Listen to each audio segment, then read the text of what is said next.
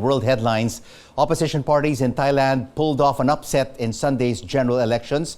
The opposition Move Forward Party is projected to win 151 seats. The Election Commission says over 75% of voters participated, the highest turnout in the country's history. ACG Global's Simon Littlewood shares now his thoughts, joining us now from Singapore. Simon, great to have you with us. Thai voters delivered a stunning opposition victory on Sunday. What changes can we expect in the political and economic spectrum?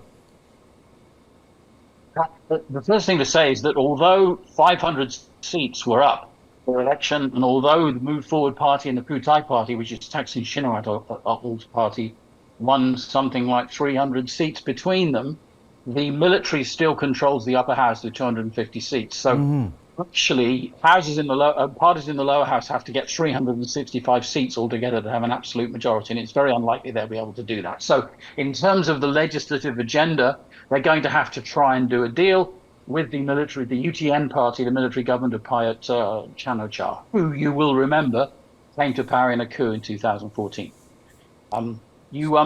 So Simon, who will be then Thailand's next prime minister? Will it be the opposition's 42-year-old leader, who is a Harvard University graduate, or the daughter of Thaksin Shinawat, a former prime minister?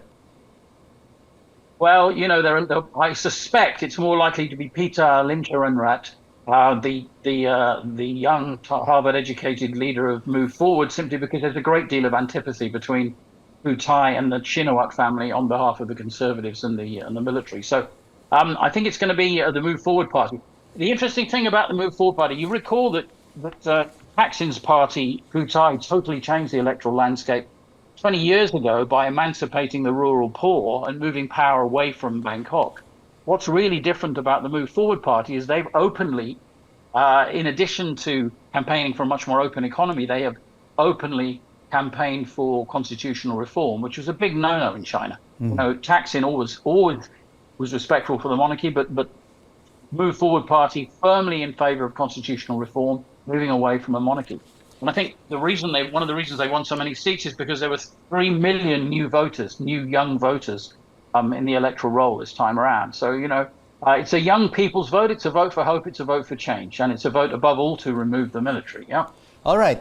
Of course, we saw Prime Minister Prayut Chan-o-cha, who led the coup that ousted an elected government, reign for over 9 years. What kind of role is he going to be playing now in the houses? Well, because he controls 250 seats in the upper house, they're going to have to do a deal with the military, whether they like it or not. You know, despite what many of us consider to be a fairly sweeping victory, they'll have to placate the military. So I think you're probably going to see. My prediction is that Peter Limcharoenrat will become prime minister, and that you'll then have a mixture of seats in the cabinet, including some conservatives and some military members. This is a great, Rico, if I may, this is a great time for Thailand because people are a bit worried about China to the north, and Thailand, of course, is a big country with 69 million people in it. Huge investment has been made in the Eastern EEC, the Eastern Corridor. And what's interesting in this election is all of the parties unequivocally, including the incumbent party, unequivocally campaign for more foreign investment. And with growth of 4% plus, it's likely that you'll see Thailand becoming a much more attractive place for foreign investment once the toing and froing after the election have been settled, yeah? And do you think that the 42-year-old leader of the opposition, who is a Harvard University graduate, will be able to keep both houses in check? And will he be able to stay in power for a long time? Well, it's all, you know, in a situation like this, it's all down to compromise, isn't it? Let's hope he's prudent enough to realize that he's going to have to negotiate. He certainly is not going to be able to do the constitutional reform that he's campaigned on. So his young supporters are going to be quite frustrated by that. But look for things like firm policy to attract foreign investment by investing more in the BOI, the Board of Investment, which is the central government Board of Investment, which has created a lot of tax and other concessions for foreign investors. Look for further investment in the Eastern Economic Corridor. Look for investment in the South.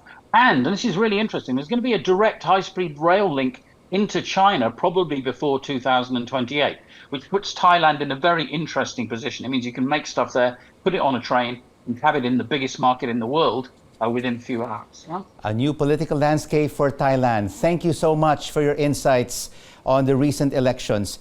ACG Global founder Simon Littlewood joining us from Singapore.